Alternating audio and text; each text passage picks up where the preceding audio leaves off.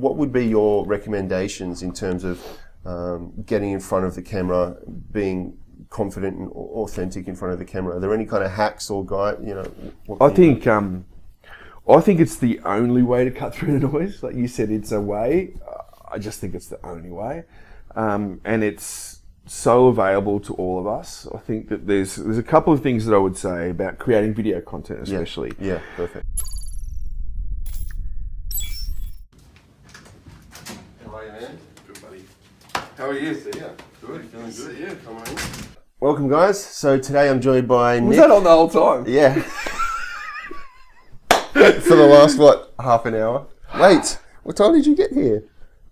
Sorry, mate, I'm taking up your whole day now. That's all right, I got nothing else. Leave that off the video. I've got nothing else.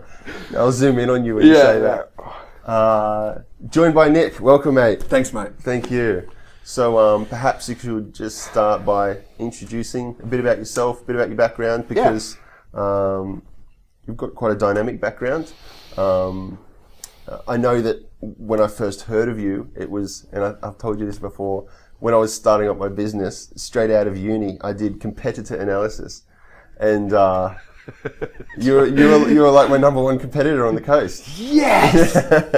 Not anymore. No, but then you sold it and went to Facebook, so I didn't have to worry about you anymore. Yeah. So maybe that's where we start. Yeah, so Or just before there. Yeah, I'm from a tech startup background. I had a few little startup small businesses of my own. Yep. One of which was an agency similar to yours, which is how we became competitors.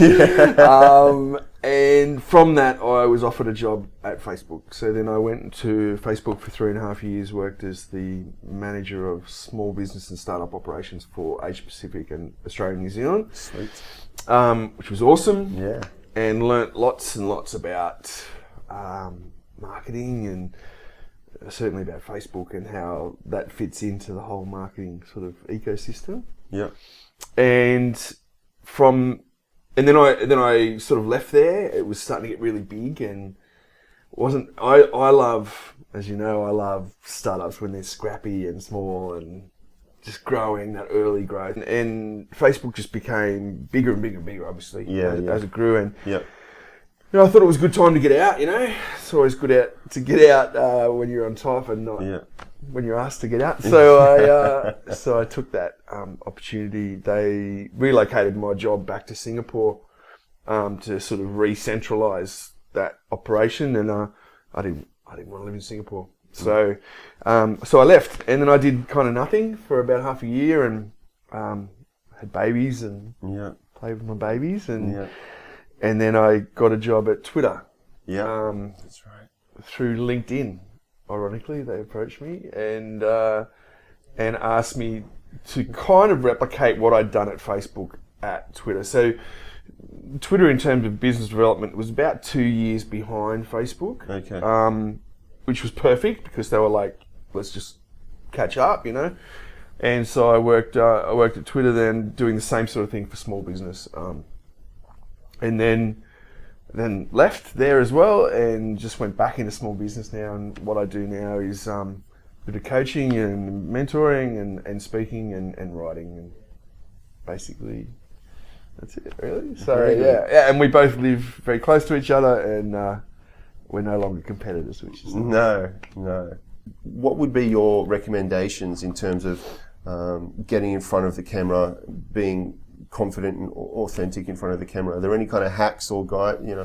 I think it's the only way to cut through the noise. Like you said, it's a way. I just think it's the only way, and it's so available to all of us. I think that there's a couple of things that I would say about creating video content, especially. Yeah, perfect. The first thing is a lot of small businesses and startup people.